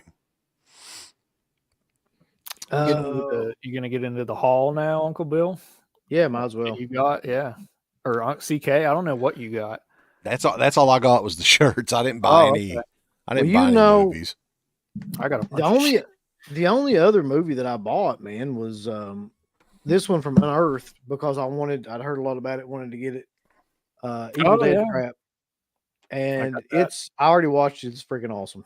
Yeah. Just go ahead and tell you. Like, yeah, the owner at, he was the one that was working the table. Steven, I think is his name at Unearthed. And I had asked him because I've kind of been like searching, but I can't find a good deal on those guinea pig movies, that box set, right? So I was like, and Unearthed is the one that did that back almost 20 years ago. And he didn't give me the details on it, but it was like, those movies can never be re-released, is what he was saying. I don't know what the deal is with it. I've got to find that box set, man. It's got to happen. You're going to give it to me for my birthday, right? Yeah. Tomorrow. If I find it, I sure am. Yeah. The only movie I got, which I was surprised, I was like looking at my stuff, I only got one movie the entire time, was at Synapse. And it's this Black Circle, which I've been hearing about for some time now. What, you don't like it? Is it not good? I'm not going to say it's not good, but it's very bad. It's not a movie that I would watch again. I'll just say that. Okay. I mean, you might like it if you smoke you a joint or something before you're watching it. You could probably really get into it. You smoke weed, man. If you do, probably now's the time to do it. I'll do it right before I pop this on. Yeah. Mm-hmm. But I don't know. I mean, it was there, so whatever. I'll check it out eventually. Put it in the pile. The only other, a couple of things. You bought something from them too. And I think there were a couple of prints you bought, Matt. But I just got this Miss 45 because it's freaking awesome. This Miss 45 magnet. Yeah. And this was like original art. Putting that on a kitchen fridge.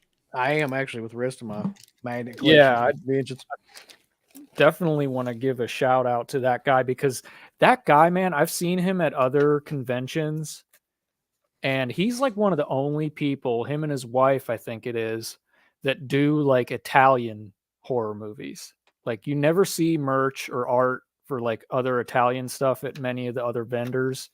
This guy does that a lot. It's the art of Donald England, and there's a card there for his stuff. His stuff is amazing. Yeah, some of the best stuff I've seen like that. He's got t-shirts, art, and these I had never seen those tall these things. I'll show you. There's my Miss 45. Yeah, that's a bigger version of that. Yeah. Yeah, so it's Angel of Vengeance, and it's I don't know what the 6x13, and it's like a cardboard, thing. It'll look nice in a frame, and they're $10. Like, Christ, you can't beat that. And then can't beat that. No. Hell, when I saw this, man, I was like, that's coming home with me. Stage fright. Yeah. Stage fright. On the bottom, it says, between the eyes, got him. I got him right between the eyes. This is Theater of Death. This is absolutely killer. So I'm really looking forward to having these framed up next to each other. But this guy's stuff, man, follow him on Instagram and check out his stuff because he's got all those cool magnets. But these were like probably some of maybe my favorite thing that I got at the entire convention. Those are really cool. They go together too. $10.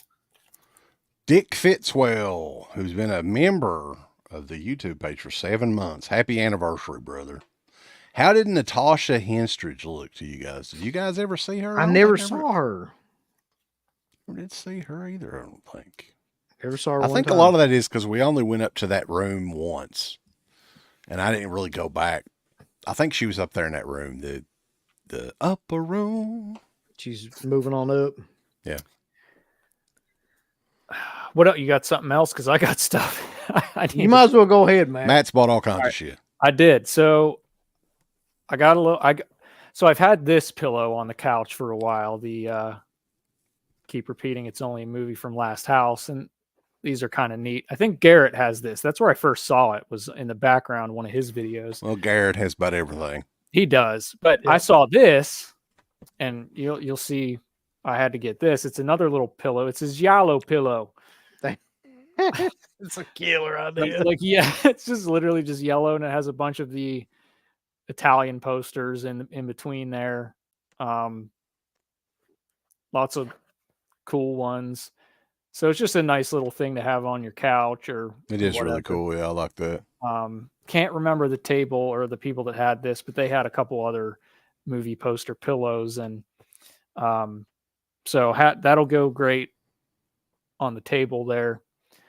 I'll show this off real quick. This was free.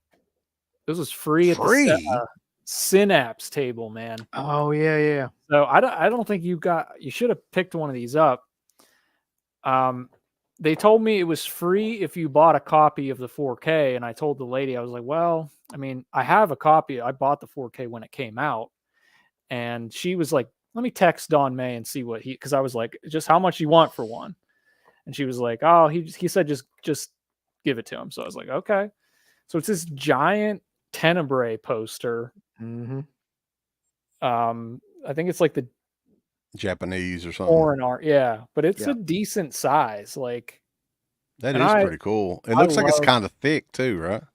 It's not real thick, but it's like a good.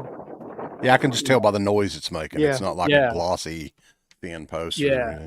So I love this artwork, man. That's my background on my phone and everything. And I was like, oh, I need that. So I had never seen Synapse have this. So that was free. So that's the best deal. You can't get better than free. No. Free these days at horror conventions is just that's not a thing hardly anymore. Yeah. The thing that I noticed though overall is just, and this is why conventions, at least the way that the reason I used to go to conventions, why I was the autographs and meeting people and stuff like that. And essentially, man, like, unless you just want to blow a fucking ton of money, what's the point? Like $80, $60, $80, $100 is a signature. And then you got to pay more to take a photo with them. I have no interest in doing that. I just don't. Really, the only point nowadays is just to go down there and talk to people and, buy stuff if you don't have it from vendors. That's the only thing I see. I mean, it's just the experience of doing it, really. Well, and I can see like vendors and networking, get your name out there and stuff. I couldn't think of a better way if you're starting a company and selling a product of some sort. Get a damn booth at one of these shows. There's probably a lot of people that still do the autograph and picture thing and stuff like that, like on a regular. But man, we did that for years. Like, I don't think, who would we get at this point? Like, that we would want. There's two people, and I told you guys this there. And I would go and probably go all out if Hulk Hogan was to do one of these shows. Like that's in Cincinnati or Lexington or something like that. Dario Argento would be the other one. Now that's probably never going to happen. I just know he's never going to do one though. Now, but I would go all out for him as well, like a photo op and autograph and all that shit. Argento or Sergio Martino, I would say definitely. They got one of the guys at the Synapse table, and I can't remember his name. Talked to him. He recognized my shirt. I was wearing Your Vice is a Locked Room and Only I Have the Key. And he was like marking out over the shirt. And I was like, yeah, like that's like my jam, like the Giallo stuff. And he was telling me how he's got he met, because Sergio did I don't know, it might've been Cinema Wasteland a long time ago. And he met him and got his one sheet of Torso signed and showed me a picture of it and shit. And I was like, man, the Argento or Martino, that would be, I would drive quite a long distance, or I would travel probably to be able to do that.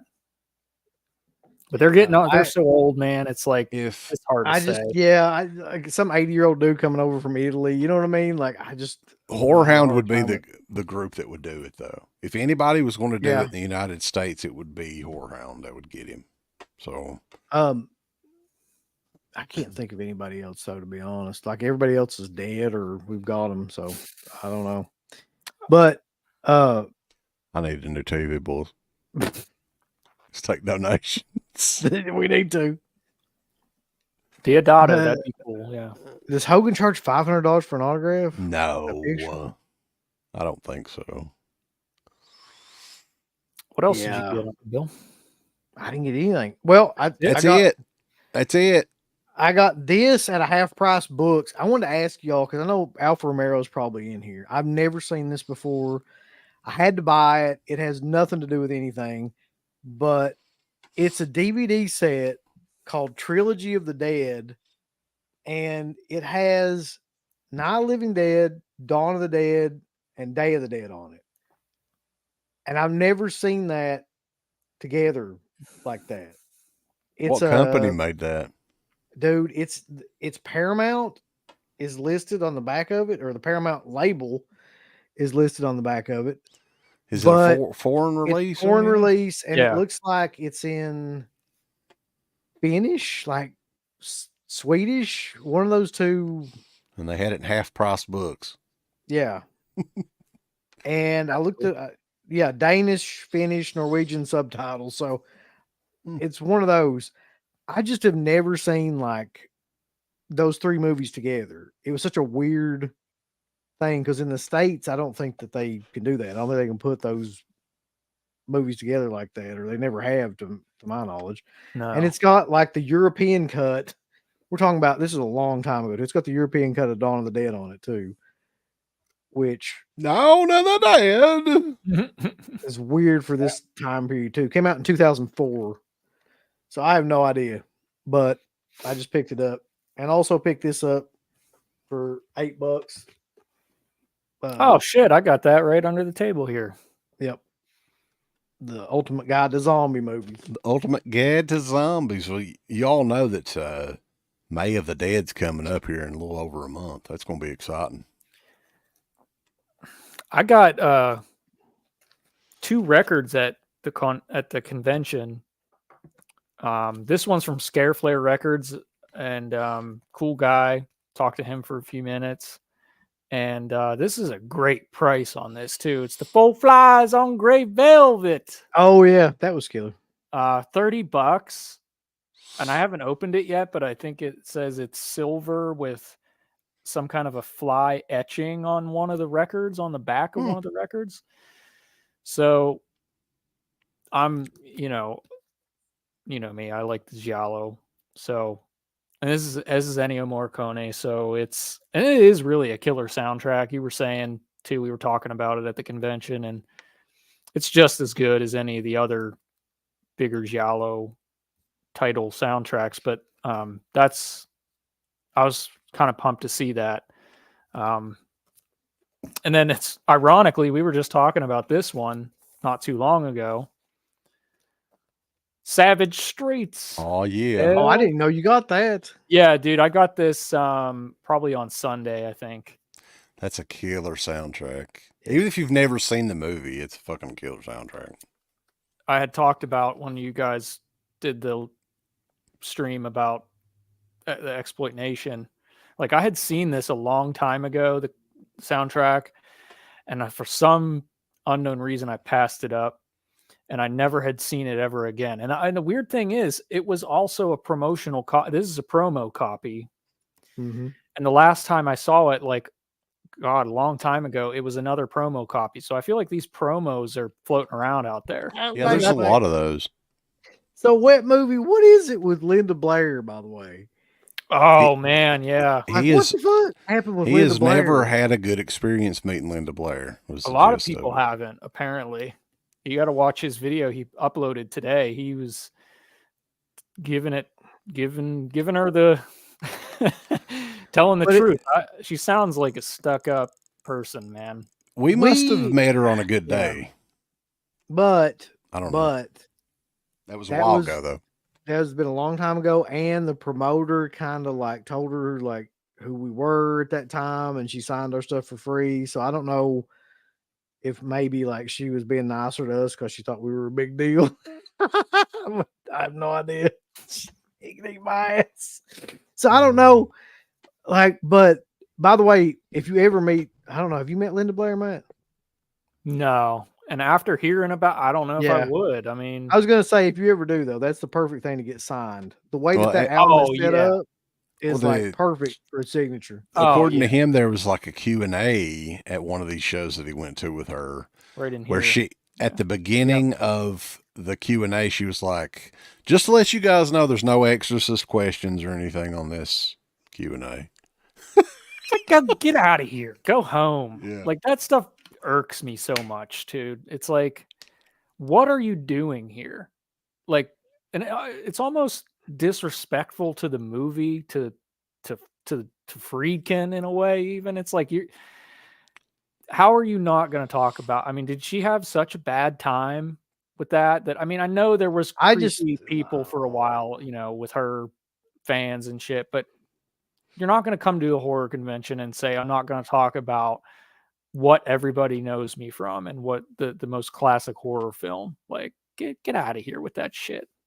I feel like she just probably just doesn't want to talk about The Exorcist anymore, which is odd because that's the one thing that she'll always be known for. Yeah, will be known for forever. Well, embrace it. You know what I mean? Like, my God, these people are paying you. Get her to sign her nude scene from Savage Streets. That'd be killer. I wonder what she'd do if you brought that up Probably there. Kick you in the nuts or something. Sick her dogs on you. That's another thing too. She only ever wants to talk about like dog rights and stuff. So, you know, that's stupid, man. Puppy genocide, whatever she's going on about all the time. Yeah. But yeah, I mean, we left, got something to eat. I think Popper was really feeling the Olive Garden, and I was like, that sounds pretty good. So, and then, you know, thought about maybe coming back on the next day, but I just don't think I could physically have done it. I had my feel for HorrorHound weekend all in one day, and it's a lot of walking. A lot of walking, man. My legs at the end of that night, there's no way I could have went to that after party thing. I was so beat. Like my ankles were hurting. Yeah, and you're like fucking a young man. You're way younger than us. Well, yeah, I guess that's what a desk job does to you. That too. So, I mean, I was like not used to doing that much walking. Like, I don't do that very often. Unfortunately, I need to, but it was, man, it was rough. It was a lot of standing and walking. Yeah. You know, I really enjoyed it though. Like, I had a really good time. Like, it's everything I wanted to do in that day got done, and I met like pretty much everybody except Crater. I mean, I wanted to talk to Crater, but he just fucking disappeared like Houdini or something there at the end. But everybody else, like, we got to talk to them. We got to meet whoever we wanted to do with the Eli Roth thing. I got to go to all the vendors that I wanted to go to. Like, overall, aside from it being packed as shit, which is just the way that those are now, like, it was a really good time, I thought. I really didn't mind it. I think that, you know, we went to the show in the busiest time of the day at first. So once it kind of cleared out a little bit, you know, I had fun with it. It's fine. You know, as far as the vendors and stuff goes, I don't think any other show has, you know, just the quality amount and just tons and tons of vendors like HorrorHound does. So I'll definitely put them over for that.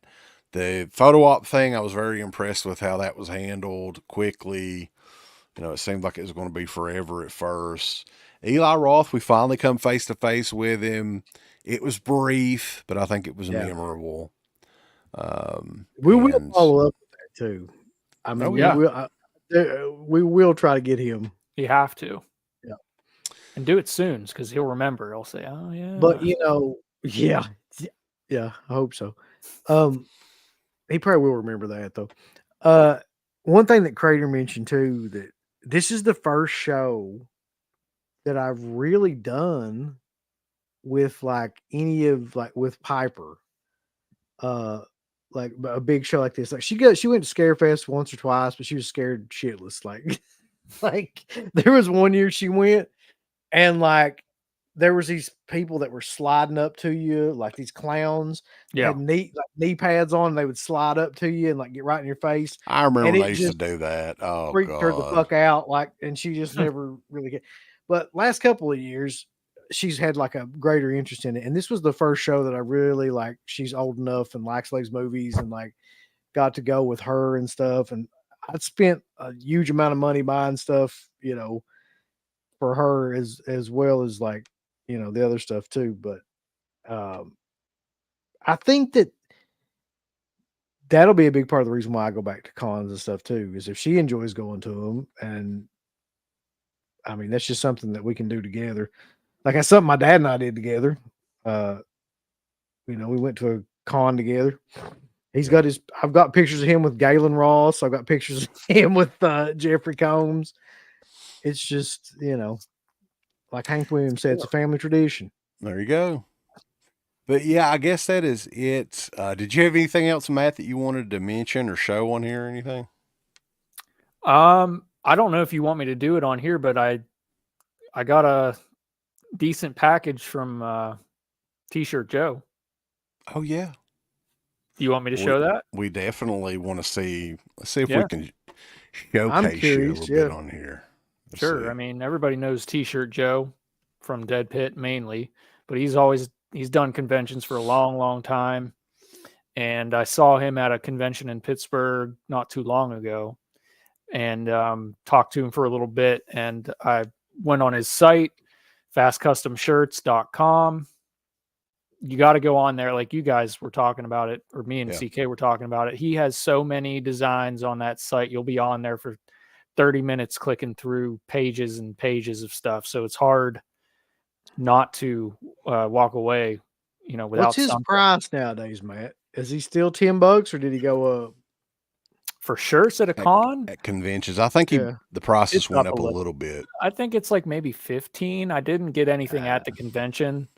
I can't say, don't quote me on that. You have to ask him, but it wasn't 10, I don't think. It was under 20, I'm pretty sure. I wish it was still 10. Under 20. Yeah. But his prices on the site are still like under 20 for a lot of them.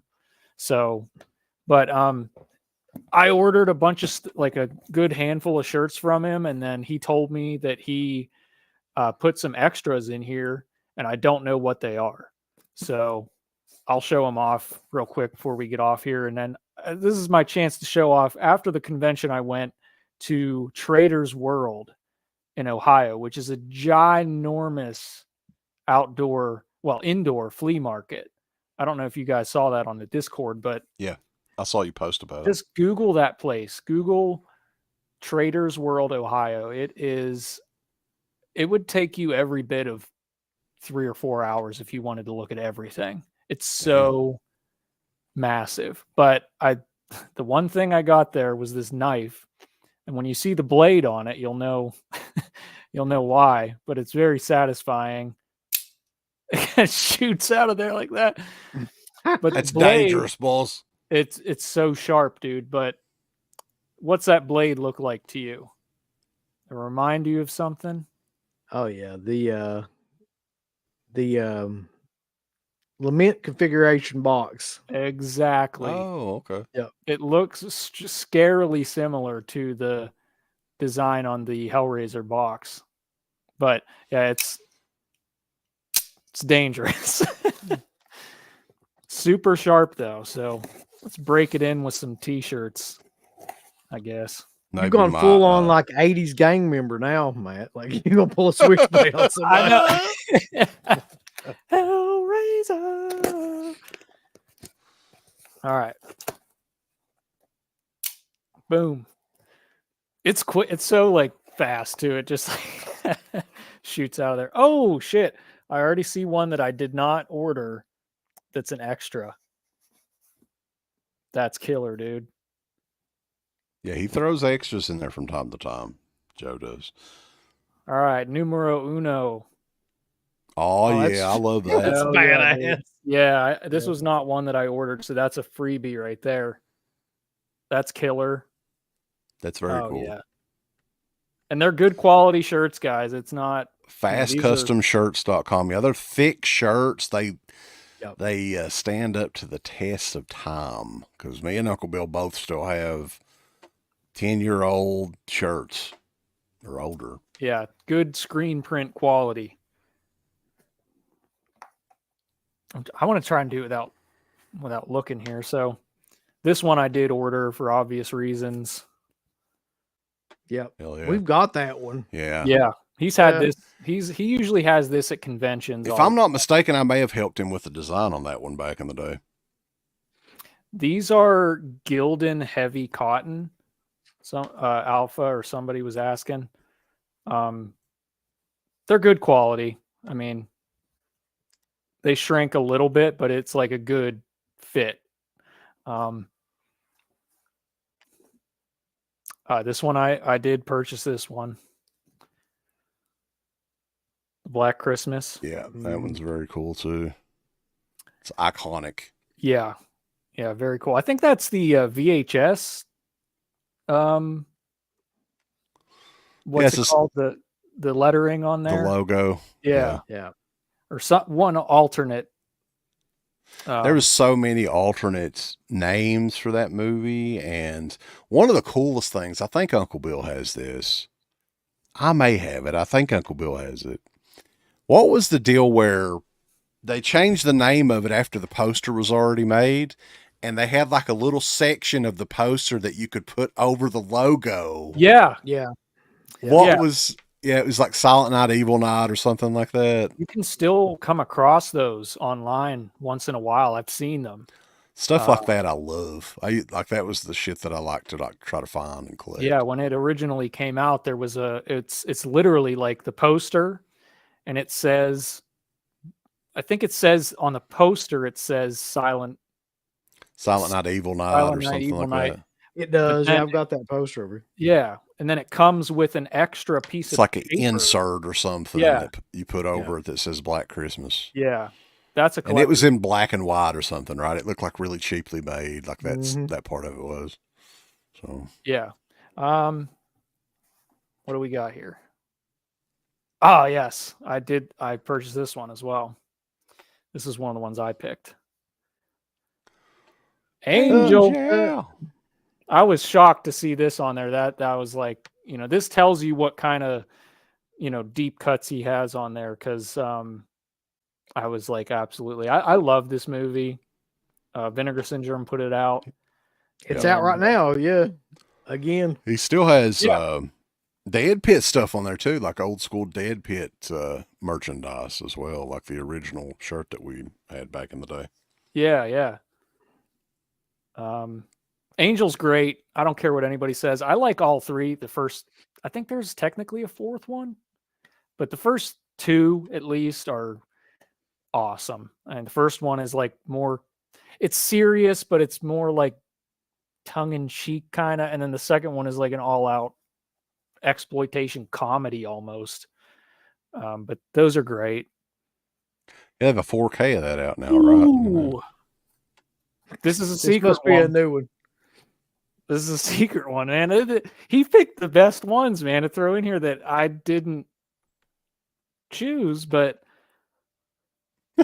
that's killer. Pee-wee. It's Pee Wee Herman. Garrett would approve of that one. Garrett's probably still in here. Yeah, that's hilarious, dude. Oh, man. Shout out to T-Shirt Joe, because that's killer. Hell yeah. Yeah, man. He hooked you up with those now for sure. I got more. But wait, there's more. This one, Garrett will appreciate this. I hope Garrett's still in here. I picked this one. This is an underrated movie. Looker. I never heard that. Oh man, you guys would like it. I'm not going to try to describe it off the top of my head, but it's very good. Like I think it's free on Tubi. Great music. Great use of like special effects with like time warping, kind of like slowing down, freezing time, and what year did you say that was? How old is it? Looker's from 81. Great music. It almost sounds like something I may have seen before, but How the hell would I have missed that, really? Dad, please look it up because you will enjoy this movie. I can almost guarantee. Who has that one out on Blu-ray or is it on DVD only or what? I don't think it has a Blu-ray. Oh fuck! Everybody wish CK a happy birthday. It's midnight. I'm 29 again, boys. Yeah. Who would have thought? Thank you. Looker has a Warner Archive Blu-ray, so it's basically an official bootleg, which is what those are. But yeah, Looker's killer, guys. Everybody check out this movie. This is great. And happy birthday, CK. I don't mean to steal your thunder. No, you're fine. People And can send me PayPal donations and all that for a new computer monitor. He needs a monitor badly. Here's the last one. And what an ironic last one. It's the DEADPIT. That's fucking killer. Tie-dye shirt. Oh, wow. Yep. So what color tie-dye is that one now? Because he's got different colors. So the one I wanted was like some kind of green color. It's not the bright green one, but it was like a different shade. And I told him that's the one I wanted. And he said, unfortunately, like they weren't available in that color anymore. So I think this is like a silver kind of a thing. But yeah, so I told him at the convention I would pick this up online, and I was true to my word. So there's that is very cool. Yeah, we're going to have to get her out. We don't even have that shirt yet. So he said nobody really bought it. I swear to God, he was like, nobody touched those. I think it's a pretty damn good looking design though, too. Like I'm kind of surprised. Yeah. Especially, in like the other color, the greens and stuff too. Yeah, he's got other colors, and I'm not like, obviously all these are black shirts, so I'm more of a darker color shirt person, but he's got at least 5 other colors of this available. The bright green one is on there too, but so there's your birthday present. Sweet. That's cute. As the super chats roll in for your birthday, though. Yeah. Oh yeah. Yeah. Bog Zombie $10 super chat. Appreciate it, man. And our boy Rambo Raff $5 super chat. Thanks for the good times and fun memories. Well, hopefully plenty more. Right. I don't want to die or anything anytime soon. That's the killer thing saying your birthday. I don't want to die. Like, keep this going. But yeah. Crater. We got all kinds of people still. Over 210 people still in here past midnight. So people really interested in the convention thing and just hearing the Eli Roth story. It was like a 15-year culmination, really, that we never thought that, honestly, I never ever thought we'd meet Eli Roth ever. I didn't either. And it happened. Never even crossed my mind. Yeah. But, guys, I guess that is it. It's a work night.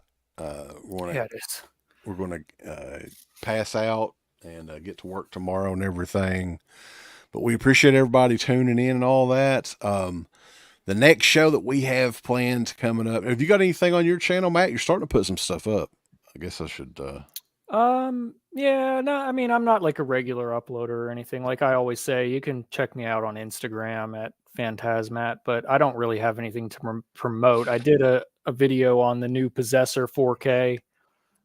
And it was funny because like I did it and then Uncle Bill right away like uploaded his version. Sorry about that. No, your version was better than mine, but I do have a review of the Possessor 4K, which is definitely one of the releases of the year, top releases. Yeah, a lot of people are saying that it's up there. Yeah, I've said this to everybody I can think of. Like that movie gets better like every time I watch it. Like you got to watch it multiple times. You do to really like figure out everything that's going on in it. It's a great. So yeah, first solo review Uncle Bill's done in a long time up there. Yeah, on the YouTube page. Too, yeah, like you should do more of those. I think he's going to do some more. But I've got a review coming up of the other Second Sight release that came out this past week, Green Room. That one is dropping tomorrow. Patrons get in on it a little bit early if you want to check it out. DEADPIT on Patreon.com. There you go. Yep. Hey, do you want to take Raider up on this real quick? Go to Bluegrass Wrestling Con, let Sam Man beat us over the head with a cane. Sure. That sounds like a lot of fun. The next thing that we've got planned, though, is coming up on Friday night, Uncle Bill. You want to tell him, Uncle Bill? What, the next thing that we got planned? Yeah. Shit, I don't even know. What is the next thing we got Commentary. planned? On Friday. Commentary. You asked the wrong person for shit like that because I don't have any memory for what the hell we do. We were requested to do the Dead Pit commentary for the movie. Oh, the movie, The Dead Pit. Yeah, I forgot about that. Which I have not seen that movie in. Whenever that Code Red DVD came out, man. That's the last time I saw it too. I won't have to dig out my Code Red DVD because I never did buy it on Blu-ray or anything. I've never seen that movie. Yeah. I'll try and watch it for the commentary at least, but yeah. Born to Be Rad, man, with a hot. 19.99 super chat. Thank you, sir. Hell yeah. Appreciate it. I want to definitely get me a new monitor now. I should be able to at least get a cheap one at Walmart. Hell yeah, dude. Yeah, so very cool. You're going to be in Walmart tomorrow with all this super chat money getting a new. Yeah. He's a big spender. He's not a pretender. Speaking of Born to Be Rad, though, we got a big show coming up on Sunday. It's the first one of these that we've done in over a year. And there's a lot of titles to talk about, man. There's like 90 plus titles for Scream Factory Year 7. Easter Sunday special. Yeah. We don't believe in eating ham and deviled eggs and shit. We believe in talking about movies, Scream Factory titles. I thought Easter Sunday was supposed to be the Salo commentary. It was, yeah. But yeah, it didn't happen. Didn't happen that way. That was going to be Christmas, I think. Christmas Day. Eat shit for Christmas. Yeah, that's right. Yeah. Pudding. That's coming. Brownies. One of these days, that's coming. Yeah. But yeah, that's going to be a fun show too. Garrett and Garrett from Born to Be Rad and Pop is making his long-awaited return. Pop's Movie Dungeon. So that'll be fun as well. I'm looking forward to that. And a bunch of other stuff coming. May of the Dead's coming up. We may have some interviews lined up as well. Some other folks possibly in the physical media industry. That's all we can say at this point. One of these days, though, we'll figure out. We'll get Slippy back on and just absolutely berate him about this shit. At Dead Pit on Venmo. Yeah, give him money. Yeah, give me 20. Give me 20. I'm gonna get me a new monitor. 20. Yeah, penny short. I definitely appreciate all the super chats and everything. But I hope everybody has a good night. I am going to bed. So you guys, always good talking to you and everything. And we will catch you guys next time over at DeadPit.com. Give us a thumbs up. Like, subscribe. And if you subscribe, here's something else you can do. Once you subscribe, you can click the bell notification, right? And it'll notify you anytime that Dead Pit puts up new shit. Or don't. I really don't give a fuck. I want you to. I don't care. Let's keep our community growing here on YouTube. I don't like it. I don't want you to do nothing. Listen, they need to do that. No, don't you dare touch it. Thumbs up. Subscribe. Click that bell. There's all kinds of wonderful shirts over at shop.deadpit.com. Simply the best horror shirts. On TeePublic, there are others, but they all suck. You can get some Dead Pit Radio shirts. You can get Last South on the Left. The Hills Have Eyes. Texas Chainsaw. Oh, wait, you can't say Texas Chainsaw. All kinds of shirts, folks. You're gonna love them. Shop.deadpit.com. Thank you to all of our supporters on Patreon. Dead Pit on Patreon.com is the only place to check out a complete archive of the old Dead Pit radio shows all the way back from 2005 on, in addition to the midweek shows, fan commentaries, exclusive podcasts, and much more. Dead Pit on Patreon.com if you're interested. Tiers start at only $1.